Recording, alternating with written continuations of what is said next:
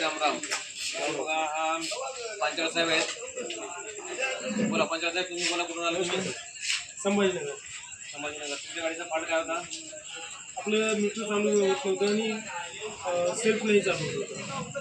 तर आपण मित्रांनो आता हे बघा, आपण ह्या गाडीला इकडे थोडंसं मीटर दाखवा. मीटरमध्ये काय काय हा डिस्प्ले जो आहे, डिस्प्ले येत नव्हता याच्यावरती. हा डिस्प्ले चालू केलेला आपण. डिस्प्ले याचा इश्यूइंग गेलेला आहे. इश्यूइंग गेल्यामुळे आपण याला डायरेक्ट सप्लाय देऊन आपण चालू केलेला आहे. तर हे कुठं कनेक्शन दिले आपण, तर काय करत केले ते दाखवतो. तुम्ही असं पुढे या, कॅमेरा पुढे घ्या आपल्याकडं. याला परत आणि हा जो बटन आहे इथला, ह्या लाईट जी आहे, लाईट आपली कंटिन्यू चावी ऑन केलं तर चालू होत होती.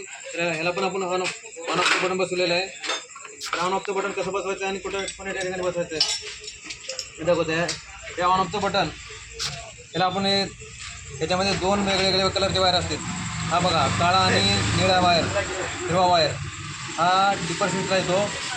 त्या डिपर स्विचला ह्या बटनमध्ये दोन्ही वायर वेगवेगळे घेतले आहेत. हा किटकरी कलरचा वायर, किटकरी कलरचा वायर आहे. ह्या दोन्ही कलरचे वेगवेगळे कलरमध्ये ह्या डिपर स्विचच्या पिन क्लिपमध्ये असतात. आपण त्याला तोडलं नाही, काय नाही, ते डायरेक्टली पिन बाजूला काढून नेक्स्ट टायमाला उपयोग येईल ह्या प्रकारे आपण फिटिंग केलेलं आहे. तर आपण मीटर बॉक्स कसं चालू केलं आहे दाखवलं आहे. तर हे काय झालं होतं, सिम खराब झालेलं याचं.